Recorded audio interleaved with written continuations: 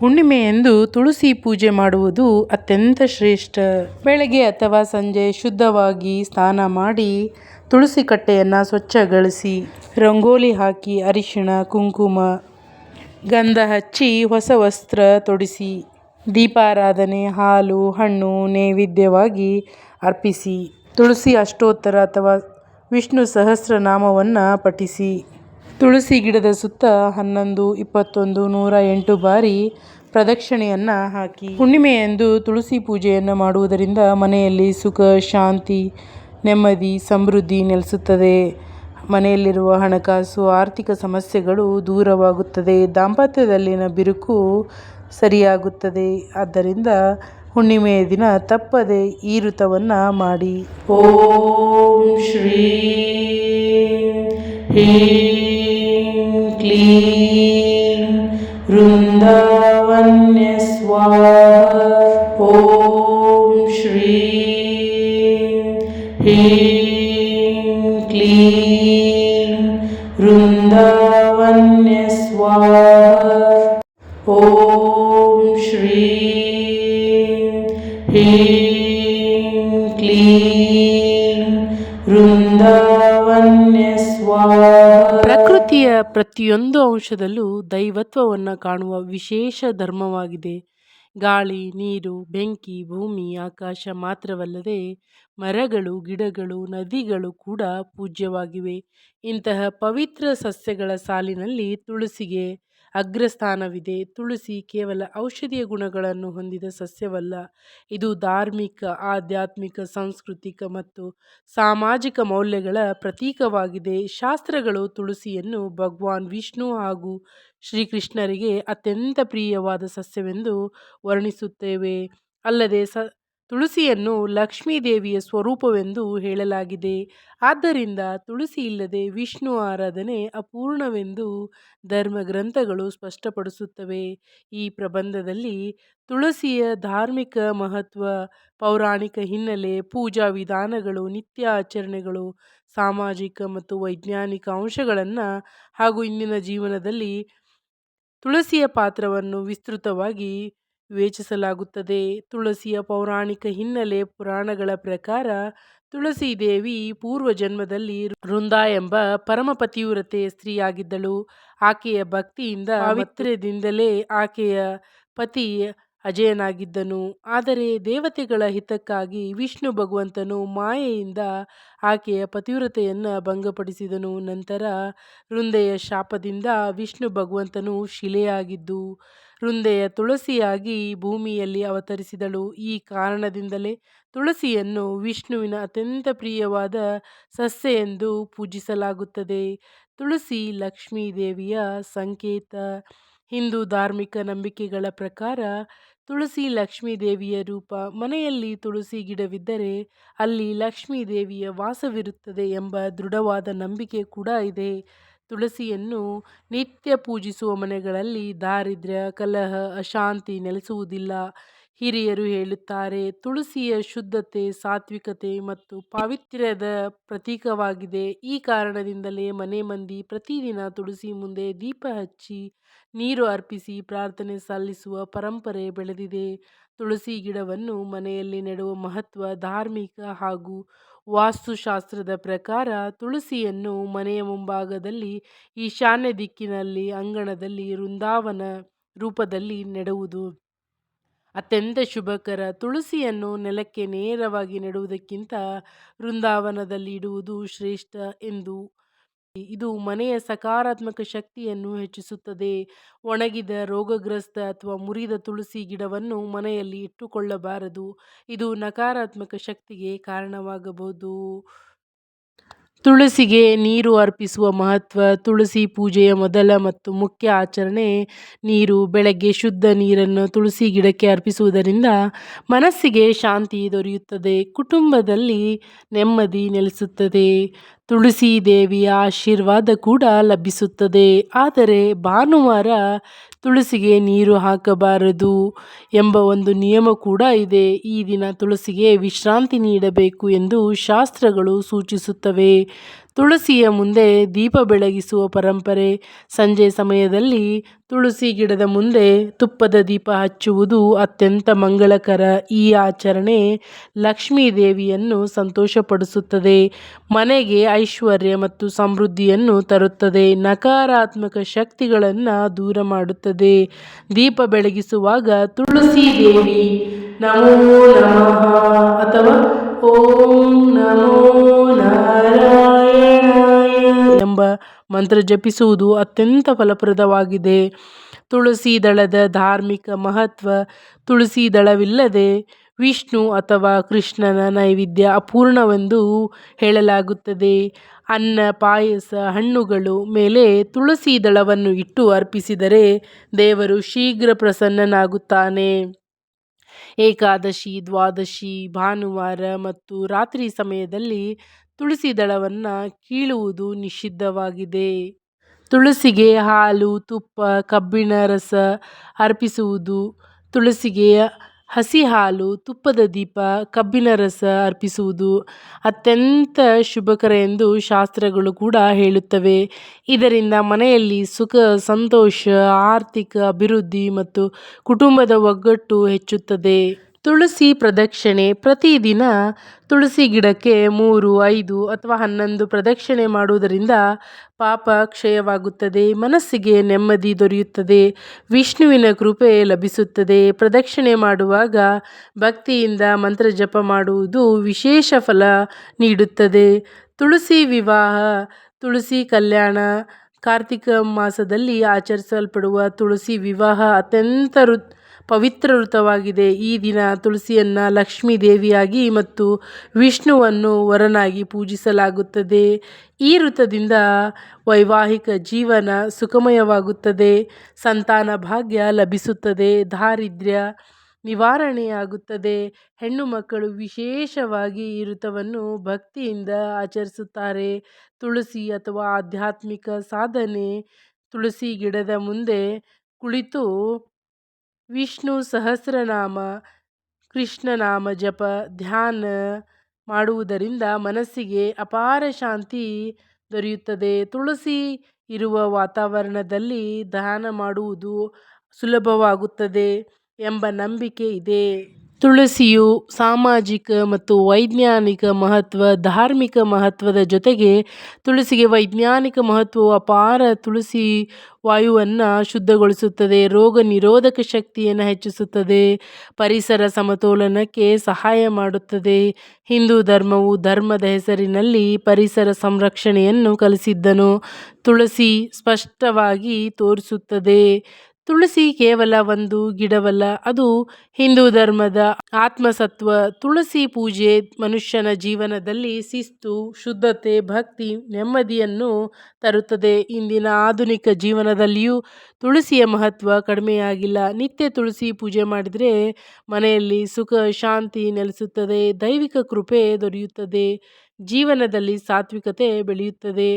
ಅಂತೆಯೇ ತುಳಸಿಯನ್ನು ಗೌರವಿಸುವುದು ಎಂದರೆ ಪ್ರಕೃತಿಯನ್ನು ಗೌರವಿಸುವುದೇ ಆಗಿದೆ. ಇದೇ ರೀತಿ ಇನ್ನಷ್ಟು ಉಪಯುಕ್ತವಾದ ಮಾಹಿತಿಗಳಿಗಾಗಿ ನಮ್ಮ ಚಾನಲನ್ನು ಸಬ್ಸ್ಕ್ರೈಬ್ ಮಾಡಿ. ಭಗವಾನ್ ವಿಷ್ಣು ನಾರದ ಮುನಿಗಳಿಗೆ ತುಳಸಿ ಪೂಜೆಯನ್ನು ಮಾಡಿದ ಮೇಲೆ ಯಾವ ಮಂತ್ರವನ್ನು ಪಠಿಸಬೇಕು ಎಂದು ಕೇಳಿದಾಗ ಈ ಮಂತ್ರವನ್ನು ಹೇಳುತ್ತಾರೆ. ಆದ್ದರಿಂದ ಈ ಮಂತ್ರವನ್ನು ತಪ್ಪದೆ ಪಠಿಸಿ. ಆರ್ಥಿಕ ಸಮಸ್ಯೆ, ಬಡತನದ ಸಂಕಷ್ಟದಿಂದ ಒಳಗಾಗಿದ್ದರೆ ಈ ತುಳಸಿ ಪೂಜೆಯನ್ನು ಮಾಡಿ ಮಂತ್ರವನ್ನು ಪಠಿಸುವುದರಿಂದ ಬಡತನದಿಂದ ಮುಕ್ತಿ, ಹಾಗೆ ಸಾಲ ಸೋಲಗಳು ಎಲ್ಲ ತೀರುತ್ತದೆ. ಭಕ್ತಿಯಿಂದ ಮಂತ್ರವನ್ನು ಕೇಳಿಸಿಕೊಳ್ಳಿ. ಓಂ ಶ್ರೀ ಹೀಂ ಕ್ಲೀಂ ಐಂ ವೃಂದಾವನ್ಯ ಸ್ವಾಹಾ. ಓಂ ಶ್ರೀ ಹೀಂ ಕ್ಲೀಂ ಐಂ ವೃಂದಾವನ್ಯ ಸ್ವಾಹಾ. ಓಂ ಶ್ರೀ ಹೀಂ ಕ್ಲೀಂ ಐಂ ವೃಂದಾವನ್ಯ ಸ್ವಾಹಾ. ಓಂ ಶ್ರೀ ह्रीं क्लीं ऐं वृन्दावन्य स्वाहा। ॐ श्रीं ह्रीं क्लीं ऐं वृन्दावन्य स्वाहा। ॐ श्रीं ह्रीं क्लीं ऐं वृन्दावन्य स्वाहा। ॐ श्रीं ह्रीं क्लीं ऐं वृन्दावन्य स्वाहा। ॐ श्रीं ह्रीं क्लीं ऐं वृन्दावन्य स्वाहा। ॐ श्रीं ह्रीं क्लीं ऐं वृन्दावन्य स्वाहा। ॐ श्रीं ह्रीं क्लीं ऐं वृन्दावन्य स्वाहा। ॐ श्रीं ह्रीं क्लीं ऐं वृन्दावन्य स्वाहा। ॐ श्रीं ह्रीं क्लीं ऐं वृन्दावन्य स्वाहा। ॐ श्रीं ह्रीं क्लीं ऐं वृन्दावन्य स्वाहा। ॐ श्रीं ह्रीं क्लीं ऐं वृन्दावन्य स्वाहा। ॐ श्रीं ह्रीं क्लीं ऐं वृन्दावन्य स्वाहा। ॐ श्रीं ह्रीं क्लीं ऐं वृन्दावन्य स्वाहा। ॐ श्रीं ह्रीं क्लीं ऐं वृन्दावन्य स्वाहा। ॐ श्रीं ह्रीं क्लीं ऐं वृन्दावन्य स्वाहा। ॐ श्रीं ह्रीं क्लीं ऐं वृन्दावन्य स्वाहा। ॐ श्रीं ह्रीं क्लीं ऐं वृन्दावन्य स्वाहा। ॐ श्रीं ह्रीं क्लीं ऐं वृन्दावन्य स्वाहा। ॐ श्रीं ह्रीं क्लीं ऐं वृन्दावन्य स्वाहा।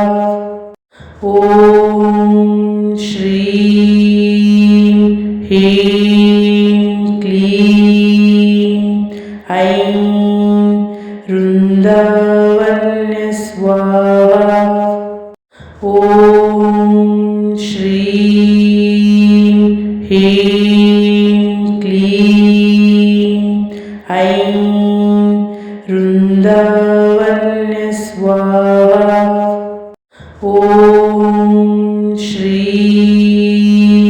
ह्रीं क्लीं ऐं वृन्दावन्य स्वाहा। ॐ श्रीं ह्रीं क्लीं ऐं वृन्दावन्य स्वाहा। ॐ श्रीं ह्रीं क्लीं ऐं वृन्दावन्य स्वाहा। ॐ श्रीं ह्रीं क्लीं ऐं वृन्दावन्य स्वाहा। ॐ श्रीं ह्रीं क्लीं ऐं वृन्दावन्य स्वाहा। ॐ श्रीं ह्रीं क्लीं ऐं वृन्दावन्य स्वाहा। ॐ श्रीं ह्रीं क्लीं ऐं वृन्दावन्य स्वाहा। ॐ श्रीं ह्रीं क्लीं ऐं वृन्दावन्य स्वाहा। ॐ श्रीं ह्रीं क्लीं ऐं वृन्दावन्य स्वाहा। ॐ श्रीं ह्रीं क्लीं ऐं वृन्दावन्य स्वाहा। ॐ श्रीं ह्रीं क्लीं ऐं वृन्दावन्य स्वाहा। ॐ श्रीं ह्रीं क्लीं ऐं वृन्दावन्य स्वाहा।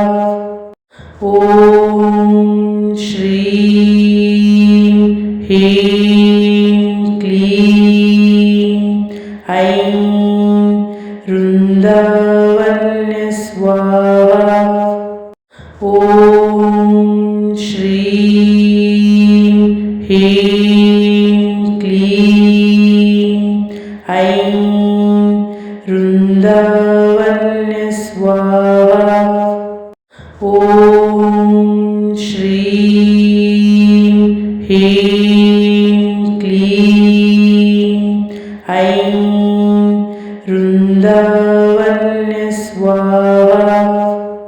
ॐ श्रीं ह्रीं क्लीं ऐं वृन्दावन्य स्वाहा। ॐ श्रीं ह्रीं क्लीं ऐं वृन्दावन्य स्वाहा। ॐ श्रीं ह्रीं क्लीं ऐं वृन्दावन्य स्वाहा। ॐ श्रीं ह्रीं क्लीं ऐं वृन्दावन्य स्वाहा। ॐ श्रीं ह्रीं क्लीं ऐं वृन्दावन्य स्वाहा। ॐ श्रीं ह्रीं क्लीं ऐं वृन्दावन्य स्वाहा। ॐ श्रीं ह्रीं क्लीं ऐं वृन्दावन्य स्वाहा। ॐ श्रीं ह्रीं क्लीं ऐं वृन्दावन्य स्वाहा। ॐ श्रीं ह्रीं